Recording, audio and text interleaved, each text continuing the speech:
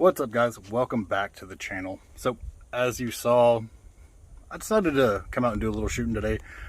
I have had my suppressor for roughly about 2 months.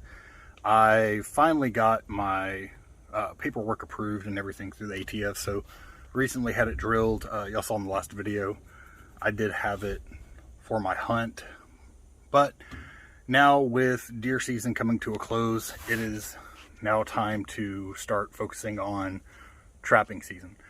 So I am actually out at my second property today. That's why it looks a little bit different than most. I haven't been out here for majority of deer season just because we are asked not to trap during deer season, but wanted to show you some of the improvements, some of the things I'm working through, and kind of give you an idea of what you could expect from trapping season if everything does go successful. So probably the best improvement I have made, you can see that's where a pig's been out here rooting up, was going to this camera.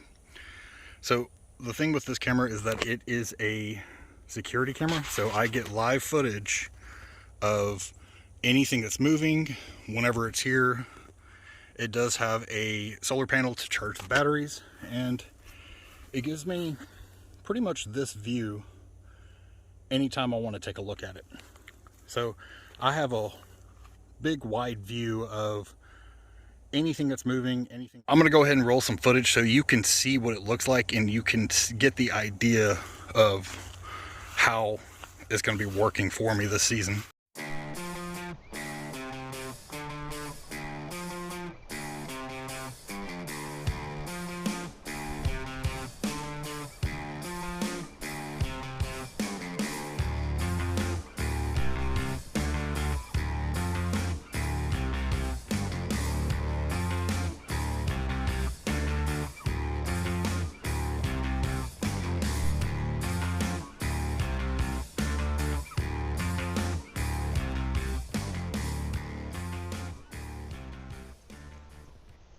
Okay, so now that we've taken a look at that, y'all have seen the drop gate before, and this is my cellular setup for this.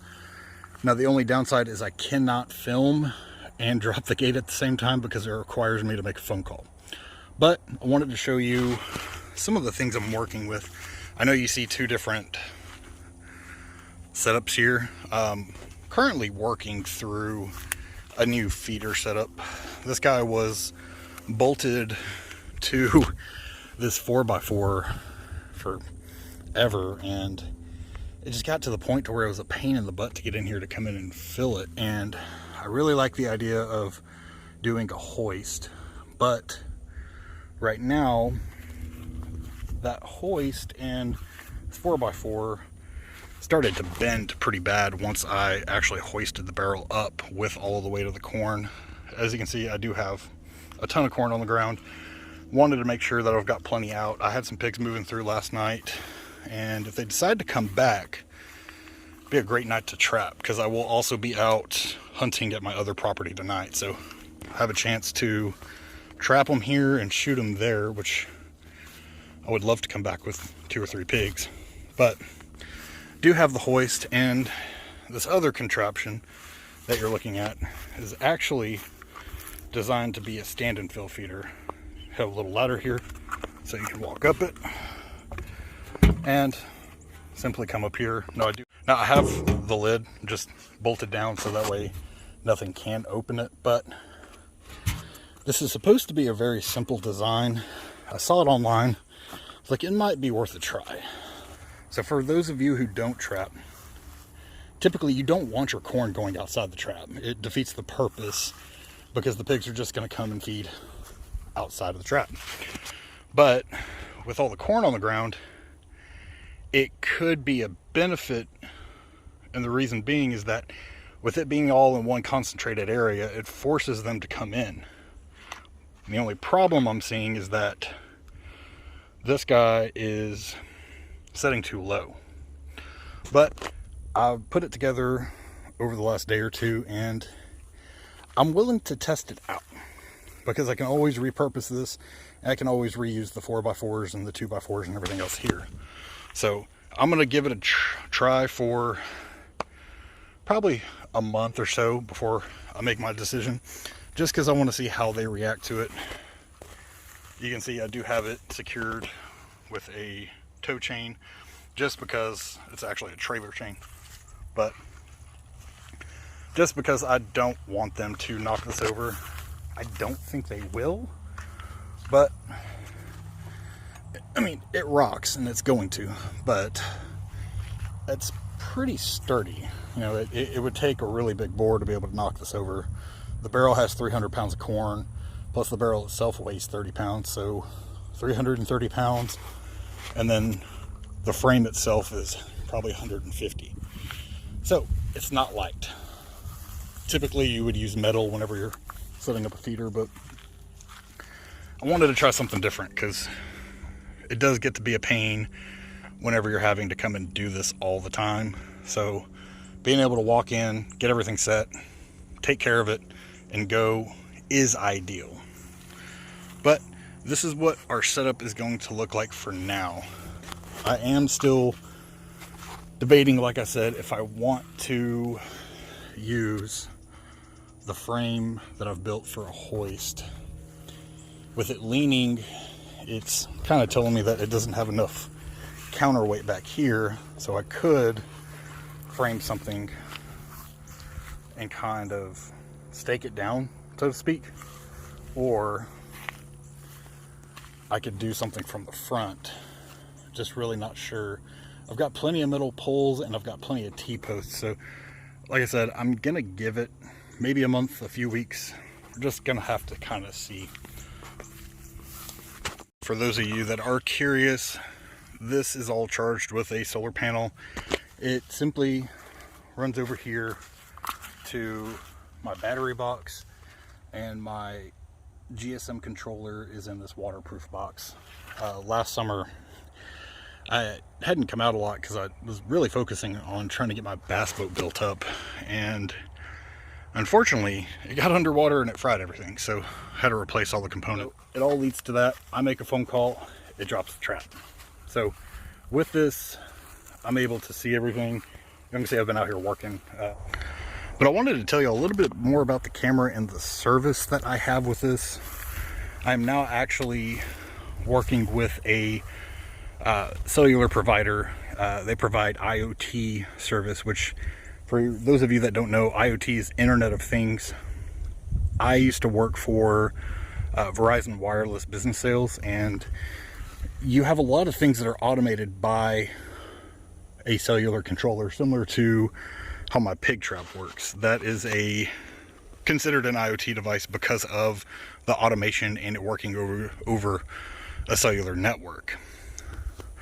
The camera would be another example of IoT, and there's a ton out there. But for guys that are wanting to get into doing some type of trapping like this and not having to break the bank and having this whole automated setup, I wanted to show y'all some of the plans. A lot of the time, everybody's a little intimidated because you say cellular video and you're going to think that it's just going to use a ton of data, and it really doesn't.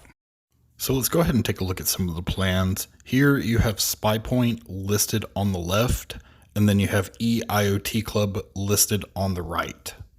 So let's just go ahead and ignore any of the free or basic plans with SpyPoint, because we're all going to need at least 1,000 photos a month, and most of us are going to go for the unlimited package anyway. So with SpyPoint's most expensive plan being their unlimited plan, it's going to come out to $10 a month, and that's $120 yearly. And that's if you pay on an annual basis, and they're giving you a discount for paying for an entire year up front. With EIOT Club, their 24 gigabyte 1 year plan is $100. That comes out to $8.33 a month. Personally, I'm running on a 6 gigabyte plan, and I have my camera set to the highest definition, which is 1080p. You could go 4K if there was a 4K camera available. I wouldn't necessarily recommend it just because 4K does use almost 3 times the amount of data that 1080p would. But I've been running on this plan for roughly 2.5-3 months now, and I've only used probably about 2.5 gigs. And the thing behind it is you're not streaming data 24/7. So you're getting little 10-second video clips that use hardly any data at all. So you can see that the plans are really affordable. They're very similar, if not the same, to most cellular cameras. And most of us do have a cell cam out at our deer feeder, I being one of them. And with these plans being the cost that they are, I'm probably just going to go ahead and switch over to having live video.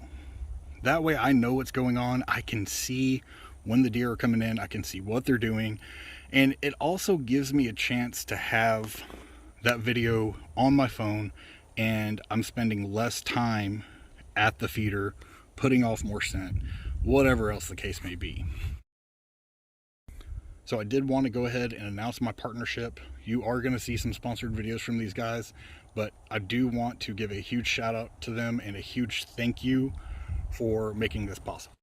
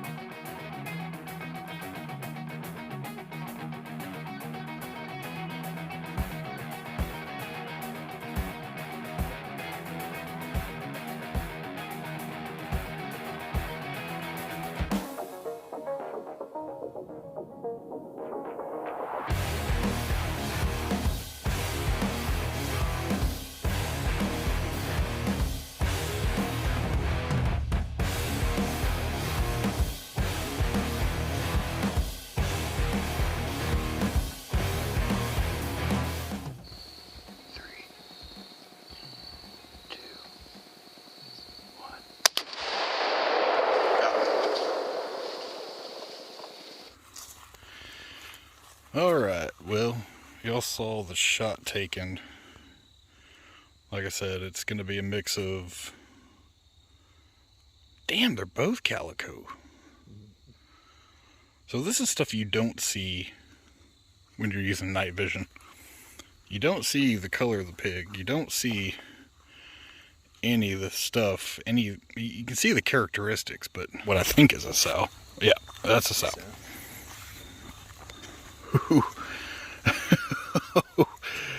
Oh yeah, you blew out that shoulder. I don't know, mine blew out the neck. Why to look at it? Yeah, there were so many little piglets, it was hard to tell, but we were able to pull this off with an empty feeder and the remnants of whatever corn was left in it. But this is what we're hoping to see throughout the rest of trapping and what we call pig season.